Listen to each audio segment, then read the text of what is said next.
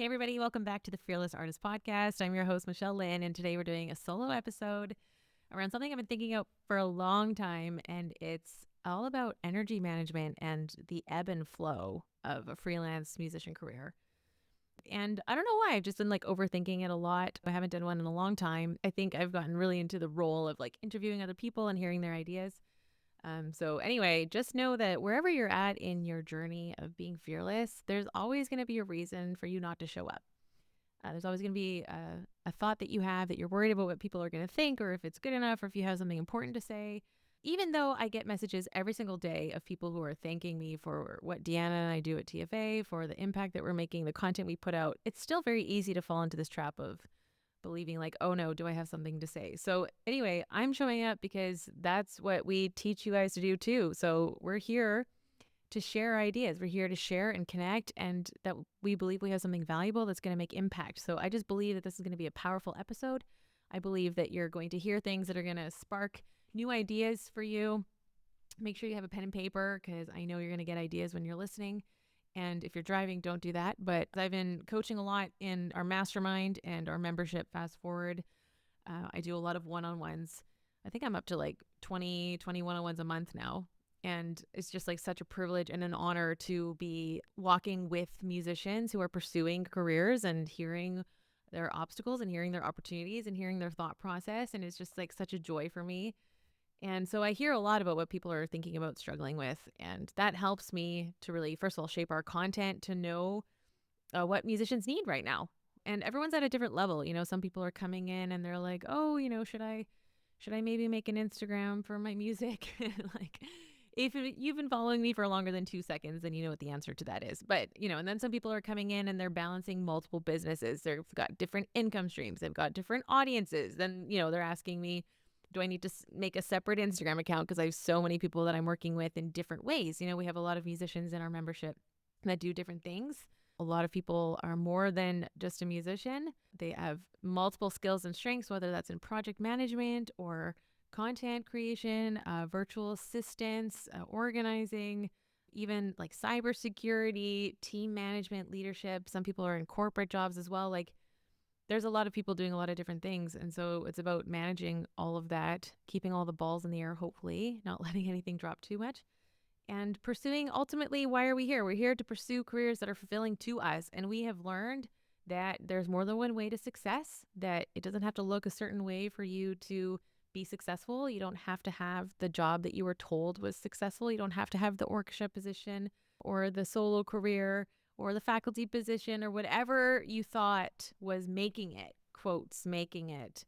That might look very different for you right now. And, the example is Deanna, who's on mat leave right now. She's 2 months in. And I believe Deanna is making it. She is making it as a musician, and she's currently not performing because she's got 3 children. So once she gets off of her mat leave, she'll be able to figure out a flow and what's going to work for her and her family. But that's making it. A lot of us want to have families and have people, partners, lives that are in our music world, but not just exclusively. So that's where things can get exciting, but also complicated, and why we so deeply believe in the power of community. Even my example of starting, I'm recording this episode because our producer wrote me and he encouraged me to do this. So just another example of how we need each other. You need people around you who believe in you, who will empower you, who will speak out and say hey, you should be doing this. This is your thing. This is your lane. Just another example of that is in the Fast Forward membership, we do monthly workshops now in addition to the group coaching calls. So if you're new here, our community is called Fast Forward. There's already over 40 people in it. It's amazing. We do 2 calls a month of group coaching where people come in and set their goals for the upcoming weeks. We look at our schedules, time, energy management. We usually do a group coaching exercise that is super helpful. There's discussions and breakout rooms. It's an amazing, positive community. And then in addition to that, we're doing now monthly trainings around things we should have learned in school. So anyway, I currently teach at Code Arts, which is a university in Rotterdam. I teach entrepreneurship there for year 1 and year 2 bachelors. And my colleague, Peter, he's phenomenal. And he has this whole branding minor that he teaches, as well as professional development around branding for artists and archetypes. Now, his specialty is jazz world, jazz and pop. So he graciously invited me to co-author an ebook with him around the classical side of this, classical branding and archetypes for musicians. So he came into the membership just 2 days ago, and he gave it a phenomenal workshop. Like, if you're listening to this and you're in the membership and you haven't watched the replay yet, like, run and watch it, because I'm going to have it on repeat. It was so helpful to help us understand, how are we positioning ourselves as artists? What makes you different from everybody else? And this is based on an archetype personality quiz. This is Carl Jungian psychology. And so you take the quiz, you see the results, you find keywords that describe you as an artist, and then you can use those words across everything that you're doing, whether that's, your bio, your captions, how you talk in person, how you talk about your music, how you talk about your concerts. How do you tell someone to come to your concert other than like, hey, I'm playing Saturday, you should come, right? Like, if we can find ways to tell who we are and tell stories and be compelling, and that will invite more people, more audiences to come into our world and to take part. So anyway, he gave this amazing training on Tuesday, and it was just like this moment that I had when I was watching him teach. I'm like, you are so in your lane right now. Like, this is like, you're an expert in this. This is awesome. And I'm happy to learn from him. I'm happy to teach what I've learned also in the classical way. But it's just really cool when we see people really stepping into their zone of genius. And I get that privilege of seeing musicians do that all around me all the time. And yeah, so anyway, so today I wanted to focus a little bit on this like ebb and flow of our careers. That was kind of a long introduction, but just want to tell you guys where my thought process is on this. And so what we see a lot with freelancers is that when there is a lack of, let's say, concerts or, mostly it's concerts, I think, or opportunities or whatever it is, people kind of start to panic. And it's like, oh no, like I only have one thing this month, or I don't have anything booked for the next season yet. Or, I'm hearing that a lot because next season's coming, and some, depending on what level you're at, some seasons have been announced already, or some people are still like booking stuff or pitching or whatever. So I've heard a lot on the coaching calls, like, oh, I don't have anything for next season. And I'm like, okay, well, take a deep breath, like no worries. But there is a very real ebb and flow to what we do. And so how do we navigate this? And I think I have a couple ideas, and I'm sure many of you do too. So we're going to talk a little bit about that. Just before we get started, I wanted to share a testimonial that came in about the membership. This just was super great to read this morning. This is from Sophie. She's in Denmark. She's an amazing clarinetist. She said, after graduating from conservatory and moving to a new city, I found myself missing the network of musicians I used to connect with on a regular basis. People I could talk to about the real challenges of building a career in classical music. Fast Forward has given me that sense of community again. It's a space where we can openly share about our struggles and work together to find solutions. Being part of this group reminds me that I'm not alone in navigating the uncertainties of this career, and that musicians all over the world share many of the same experiences. Deanna and Michelle have created a truly supportive, inspiring space. Fast Forward not only helps me stay accountable, but it pushes me to grow my entrepreneurial skills and keep moving forward as a classical musician. I mean, that's amazing. Sophie, thank you so much for sharing that with us. Definitely the reason the membership exists is for everything listed. I mean, I remember having this moment where I was like, I am super busy and exhausted, and I can't tell you what I've done. Like, I can look back at my agenda and be like, oh yeah, I was here, and then I was here, and then I had to run and do this gig, and then I was accompanying this, and then, it's just like so much scatteredness. And without having this, then someone taught me, if you are too busy to think and plan, then you're too busy, right? Because we need to actually take time to zoom out, look at our schedule, see where our time is going. Where are you spending your time? Where are you spending your energy? What are your goals? Have you accomplished any of the things that you said that you wanted to do? And if you haven't, why? And without shame, like the freelance artists, we have been very clear from the beginning. It's a no shame zone. There's no toxicity. If you come into the calls, people are friendly. I mean, it was really funny on the call last week. One of the new members, she was like, you guys are so nice. And she's a teacher. She's a music teacher. And she wasn't sure if it was the place for her because a lot of the members are performing professionals. She's like, everyone here is so nice. I'm like, yeah, because we chose to make our culture this anti-comparison, edging each other out, competing vibe, and to say, really, like, we're all here working on our stuff. We all have dreams. A lot of us need to dream bigger. That's my thing. For everybody who's coming to me, I'm like, all right, let's think 3 times bigger. Like, what would it look like to scale? That's always a fun question. So with having these 2-week breaks, you look at your schedule and you're like, oh, I spent this many hours on this. This is the days that I got practicing in or not. Okay, how would I like my next 2 weeks to look like? And in this way, we can start to be more intentional with our time. more intentional with people we want to be reaching out to. Also, like the biggest lesson of life is follow-ups. You have to be following up with people. And in order to do so, you have to keep track of this and remember the last time you were talking to them and what's your system around that. And it's not enough to try and keep it in your head because our heads are full of many things. Speaking of busyness, I'm now in a different season of my life, which is really, really fun. And more and more, I'm finding myself in alignment with what I want to do. I have chosen to actually leave my position in Rotterdam, teaching entrepreneurship in the bachelor's. And I mean, it's a privilege when you get to a point in your career when you can say no to really good things. It's a great job. The kids are great. I love them. I love teaching this mindset. You know, how many times have we said things we should have learned in school? And so there I am teaching them these things in school. But like, fortunately, the Fearless Artist has grown so much. And also, if you're listening to this, I want to say personally, thank you so much for listening to this podcast because, again, it's growing.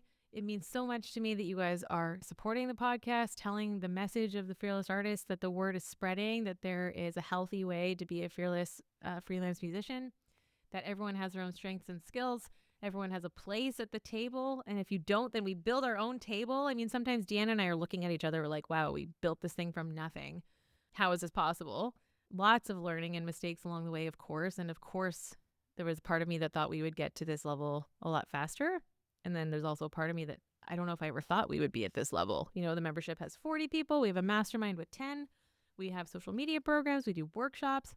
I'm speaking and teaching. We got the podcast. Deanna has her blog. Like, it's just crazy. It's fun. We have staff. We've got facilitators, you know, so it's like this whole family community that's grown and evolved and just really, really amazing people. Like, it's really about the people and the projects and things that people are accomplishing and going for because they have this new growth mindset of being fearless. So anyway, May was a really good month. I was in Berlin at the Classical Next conference. And if you listened to last week's episode, then I did a deep dive on that with my friend Gennady. And we talked about what we learned at the conference. But it was just such an honor to be there and to speak and to share this message. I did talk about artist branding. So if you listen to the episode with Peter, it's episode number 4 around artist branding. It's words, actions, and visuals. How can we use these 3 things to really lean into our brand and communicate that artist brand? I had 40 people in my second session. Lots of great comments, feedback. I handed out tote bags. It was super fun. And then last week I was in Vienna and I wrapped up a coaching course that I took with Bernhard Karas. He is the creator of Be Your Own Manager. I would highly recommend that you go check his website. He has courses for sales and marketing and other things for freelance musicians, a very similar community to ours. And he's just a phenomenal person all around. I feel so privileged to learn from him. The coaching course that I did with him was, I did actually 2. They were each 3 months long. And he walked us through multiple different concepts, different models that we can use in coaching. And then we had to coach each other in the courses. And then we were observed and given feedback. And for anyone listening to this podcast, I'm sure you can guess what my number 1 feedback is. I'll give you a second. Yeah, it's that I need to slow down. So if you, it's funny. Some of my students said to me like, oh, we started listening to your podcast and we thought it was on 1.5 speed, but it wasn't. It was on normal speed. So anyway, you know what? We're all working on things. We all have our own things that we're working on. And that's what I'm doing. But what a joy to be around people of his level. He was the former artistic director of the Vienna Concert House for 6 years. He's got a ton of real world experience, baritone. I'm a big fan. I'm a big fan of his, and we're going to be doing more together in the future. So I'm just really privileged. And that's just another thing I just want to share with you guys. Like, choose the people that are around you. Choose the people because everybody here is dreaming too small. I really feel that. We need to dream bigger. And in order for you to dream bigger, you have to have clear vision. Who are the people around you? Who are people doing the things that you want to do? Who can you follow on social media and you're like, wow, if they figured that out, then I can too. Like, whether it's speaking skills or camera skills or raising money or, you know, successfully releasing a single and getting streams or, you know, pitching to radio, doing media interviews, like, or performing concerts for bigger stages or in small concerts. You know, how do you get a series of small venues, but doing that consistently and building a fan base and talking to people? I mean, there's so many things that we can grow in. And so when you see other people doing it, you know, I watched female motivational speakers for years back in like 2016, 2017. getting that in my mind, watching other women with podcasts. Like, I never thought that I would have my own podcast. I don't know. But when you see other people doing it, you're like, oh, there's literally no reason why I can't do this too. And you can grow and you can learn. And so, yeah, just for everybody listening, like, get really clear on your vision. That kind of leads me into what I want to talk about today. This ebb and flow thing. So I wanted to start with just a little thought from Ecclesiastes 3. This is the Message translation. There's an opportune time to do things, a right time for everything on the earth, a right time for birth and another for death, a right time to plant and another to reap, a right time to kill and another to heal, a right time to destroy and another to construct, a right time to cry and another to laugh, a right time to lament and another to cheer, a right time to hold on and another to let go, a right time to rip out and another to mend, a right time to shut up and another to speak up. I love that. So I wanted to really focus on there's a time to plant and there's a time to reap. Just there's a season for everything, because I think with our freelance career, we just assume that we're supposed to always be reaping. You know, it's like always going to be concerts. It's always going to be busy. It's always going to be stuff happening. And then when you don't have that and you go on socials and you see somebody else who has endless concerts, it looks like it can be very easy to be like, oh no, I'm doing something wrong. So anyway, I hear this from a lot of people. And also I went through it a little bit with myself. I have a concert series, Opus 16, and we do 6 concerts per season. And then we have 2 venues. So it's 12 concerts. And then Candlelight was insane. Like, I was doing the last year, I don't know, 6, 7, 8, 9, even one month I did 11 or 12 concerts. I think in December 2024, I was in my own home 2 nights because of the rest of the nights I was out performing. So it was insane. That was like harvest time. And then the last couple months, it's been slower. So the thing with, like, when you have a lot and then you have less as a freelancer, you're like, wait, I don't have any stability. I don't have any security. Because someone else books us, right? So how do you create security for yourself if, like, the power, let's say in quotes, is in other people's hands to say yes or no to you? Like, let's say you're pitching for concerts and the other people can say no, so then you don't have any concerts. I mean, how do you handle this inconsistency or instability?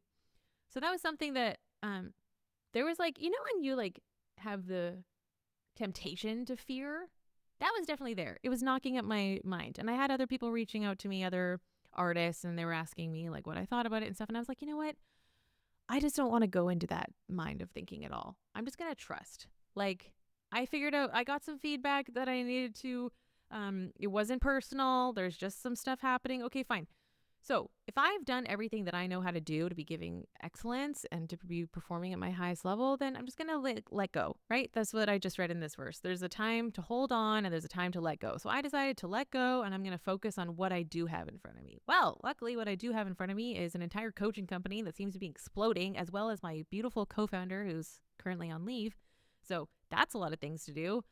I have a business coach, and she was like, you need to maximize the fearless artist right now. If you have time away from performing, like, full on go into building TFA, because things are working. We are finding incredible musicians. People are jumping in. There's a lot of movement. So you got to maximize it, what's working, right?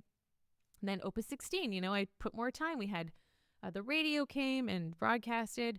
There's a lot of work that I could do around there with, like, networking and building connections and working with other, even like businesses to get more sponsorship. I had some important networking lunches, those kind of things, like building relationship to help get ready for next season. And I think that's kind of what I want to touch on. Like, when we have this ebb and flow, there is a time for you to prepare for what's coming next. So instead of panicking that you don't have something right now, it's like, no, this is the time to get ready for when it's going to come back. So first of all, I have to believe that it's going to come back. That's abundance mindset. And second of all, I'm going to use this time strategically to be ready for when it does. I'm just going to give a quick example. When I left my first conservatory job in Maastricht, there was a sense of like, oh no, I'm saying goodbye to something that's good. It's a faculty job. I never thought I'd get to work on faculty because I don't have a doctorate degree. If you're a North American listening to this, then you know exactly what I'm talking about. And my colleague, Peter, who I mentioned earlier, said to me, Michelle, trust your entrepreneurial spirit that you'll be able to create that income in other ways.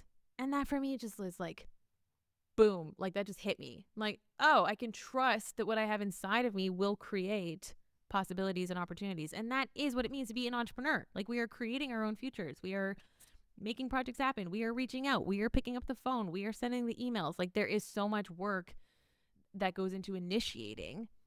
And I really believe that's part of the fearless mindset. Um, so that was very, very helpful for me. So when you are in, let's say if you're in a slump, let's call it the ebb, right? First thing I would say is get clear on your vision. So this is the time to say like, what do I actually want? What does my ideal career look like? What am I aiming for? What lights me up inside? If you need a way to help you do this, there's a model called the Ikigai. It's a Japanese concept. It's about purpose, finding your sense of purpose. And this is something that we use with our mastermind clients. What gives you, what do you love? What does the world need? What can you get paid for? And what are you good at? When you find something that hits all four of these, like, okay, this is my lane. This is where I need to hang out and pursue. So for me, that's why I know, like, even though, the fearless artist coaching other musicians takes away time from me practicing, for example, I get so happy and excited doing this stuff, like coaching and talking and speaking and that kind of thing, that I'm like, oh no, this has to be part of my life. This has to be part of the portfolio career that I'm building, right? Getting really clear on the vision of what you want. Then, like I said earlier on the show, looking at other people who are doing it, because getting that vision clear, like, I don't know if any of you are like visual people. Like when I don't want to do something, I will just watch other people do it and then it'll kick something into gear in my head. Like if I don't want to go work out, I'll just like open my phone and watch a few videos of people working out, or I'll look at my own past fitness content and be like, oh yeah, okay, I actually do care about this. I'm going to go, right? Like just getting that visual in your mind. Or like even there's this thing called clean talk. I don't know if you guys, anybody here's on TikTok, but like there's this woman who will like clean your house. And sometimes just watching someone else clean gets you in the mode of like, okay, yeah, I can do that too. Like it inspires you somehow. So getting clear on your vision, what are we aiming for? The second thing I would say is this is the time to build your network. So as we know, there are, I always say two ways to make it as a musician. One is you need to be really good at your instrument, put in your hours, do your scales, get your chops up. But also you need to know how to talk to people, because if you can't share your ideas, if you can't share your projects, if you can't get people to come hear you play or, build a fan base online, then you're going to be playing at home alone for your dog. Like I did in COVID. That was so sad. But I think she loved it and it helped me. And I was also doing online concerts then. So anyway, the point is you want to be able to use this time strategically to build your network. So this is the time to reach out to people, have coffees, get on Zoom conversations, take the time to like strategically use your social media to look up people that you'd like to work with, follow their projects, reach out to them, make a nice comment on one of their posts, like get the relationships going. This is the time to listen to new rep. This is the time to update your website, read books, podcasts, get inspired, stay inspired. Take yourself for an artist date. If anybody of you listened to The Artist's Way with Julia Cameron, if you've read that book, it's incredibly beautiful. And she talks about taking yourself on an artist date. So if you're going somewhere that feeds your artistic soul, something that I like to do when I'm traveling is I'll walk around the city center and see, the architecture. As someone from Grand Prairie, Alberta, this is always astonishing to me to get to see some of the buildings over here, the churches, cathedrals.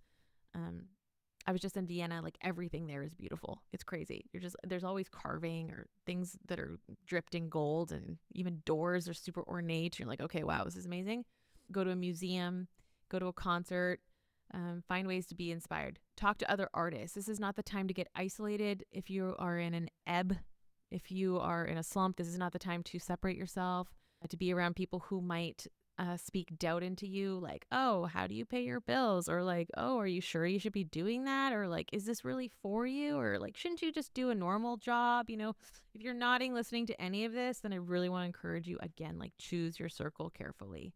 Choose who you let in your brain, because those thoughts can eat away at your dreams. And like, that's not what we're here for. 5 words that will ruin your life. What will other people say? What will other people think? This is your life. Okay, you've got your shot. I don't like saying you've got one shot, because I personally have failed so many times, and like by the grace of God, I've had very multiple second chances. So I don't want to say you have one shot, but I will say like this is your life. You get to choose who you want to be, how you want to show up, who you want to connect with, And if you're making decisions based on what other people think of you, especially strangers, like if you're posting something online and you're worried that somebody out there might not like you, it's like you don't even know them. Why would they have access to your inner thoughts or your inner desires if you don't even know them? Like we can't be so afraid of not being liked by everybody that we don't show up and take up space that we need to be taking up. So if you're in an ebb, then work with new people, read through new rep, call somebody and do a sight reading party. I mean, do anything that gets you inspired. Take a lesson with someone new, or, there's like Tone-Base piano website. You can go on there and find lessons, or just go to YouTube and watch a masterclass of someone teaching. I mean, all of those things are ways to kind of kick your brain into like inspiration mode, right? And then if you are in a flow season, like what I mentioned earlier with like when I had 11 performances with Candlelight that one month, or like right now we've had 10 new people join the Fast Forward membership in the last 2 months, which is like a huge honor and also very exciting, and also a little bit like, okay, we got to make sure that we like systems are in place that all these people can come in and quickly get connected and start working on their goals so that they can make progress right away, because that's what we say the membership is for: accountability, support, and your goals, and then teaching you everything that you need to know so you can take advantage of the opportunities in front of you. So we got to double down on what's working. If you're in a flow season, that means other things are going to get put to the side. Other things will get put on pause. That's why I'm stepping down from CodeArts, my faculty job, because like I got to focus on TFA. Like, we have so much gold there to dig. It's time to harvest. When it's time to harvest, like if you come from a farming background, which I do, it's like everybody's on the field, sun up to sundown. You are getting that canola in the truck. Like, sorry, Dad, if I butchered that metaphor, but you know what I mean? Like, all hands on deck, we're going full on. So for me, I'm like doubling down on what's working. I'm talking to as many people as I can. When I was in Berlin, I was handing out tote bags. I was asking people to come onto the podcast. Like, this is the harvest time. This is an exciting time. People are catching the fire of this vision. The word is spreading. Everyone's getting excited about what they can do. Every day, somebody's sending me a message of like good news. I'm so privileged. Like, somebody's like, oh, somebody came up to me in real life and said that they saw me on Instagram and they thought it was amazing what I was sharing. Or somebody else said, wow, I can't believe you're so busy as a conductor. I had a good friend of mine take 2 social media coaching sessions with me and completely transformed his Instagram. And now he even had 3 private donors donate to his orchestra because they saw him posting on Instagram. And I'm like, if that is not confirmation of like why you need to invest in yourself.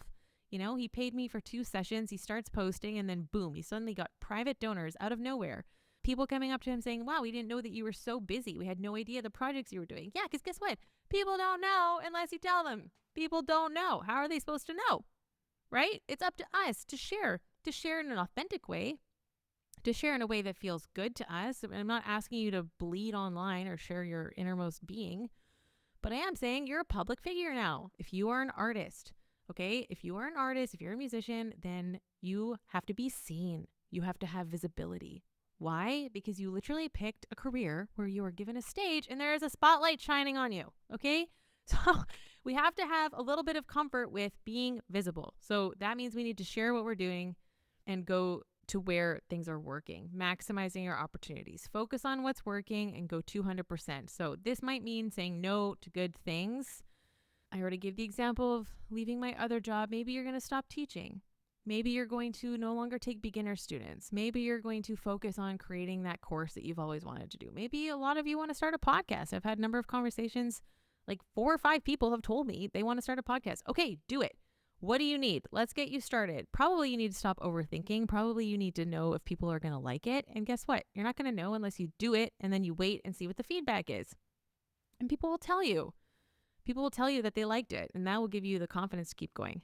So we talked about how do you handle an ebb season, how to handle a flow season. I would also encourage you, like, just to make sure that you're not getting into an emotional state about this, to really like get numbers. We need to track things like how many concerts have you had in the last 3 to 6 months, right? Like, let's zoom out and get big picture. Is that growth compared to last year?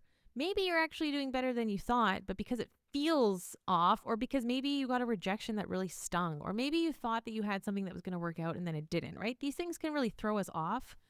So what we really need is to get grounded in numbers. Maybe somebody left a mean comment or said an off thing to you and it's like still stuck with you. And then we need to focus on like overall, like how is your, let's say your Instagram presence? How do you feel about it since last year? Have you noticed growth? Have you made new connections? Who are the strategic people in your life that you're connecting with? Who are you calling to share your good news with or ask for encouragement? Or, who are the people in your life? And that's super key to keep us going through these ebbs and flows. That's also why I believe so much in the membership, because every 2 weeks we come in and it's like, no matter what. I mean, there's this analogy that I'll share. I've talked about it before. It's from Seth Godin, and he's a marketing expert. So he says when they pour concrete, when they pour a sidewalk, they intentionally crack the sidewalk every, let's say, 3 feet, so that if they didn't, it would just crack wherever it wanted, right? When the winter comes and it freezes and then it thaws and it's just going to crack wherever. But if you have the cracks already pre-done on purpose, then you will still have a nice sidewalk. So this is the same for us. By stopping the craziness and evaluating every 2 weeks, how do I feel? How am I doing? Who are the people that I need to surround myself with? Who are the people I need to let go of? Is there anyone that I need to unfollow or mute or not ask them advice anymore because it's not bearing fruit? It's not healthy. It doesn't help me, right? Who do I need to get out of my life? And who are the people that I can invite in? I've already shared with you guys, Bernhard for me, Peter, obviously Deanna, like people who are important to you, who inspire you. You got to keep those people close. That's how you can handle the ebbs and flows and get out of the crazy roller coaster feeling, because you have this consistency and this clear way of evaluating how things are going.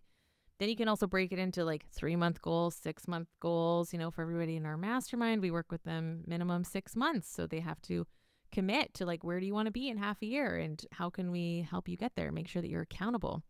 Actually, I just learned in my course last week that you're like 70% more likely to achieve your goals if you have accountability. So a lot of times people will come on to the call and they'll be like, yeah, I just did the thing that I was supposed to do 1 hour ago because I knew I had this call tonight, and they feel really embarrassed about it. I'm like, there's no reason to be embarrassed. That's literally what it's for. It is the crack in the concrete. It is to make sure that you're going to do the thing that's important to you, because otherwise it doesn't happen.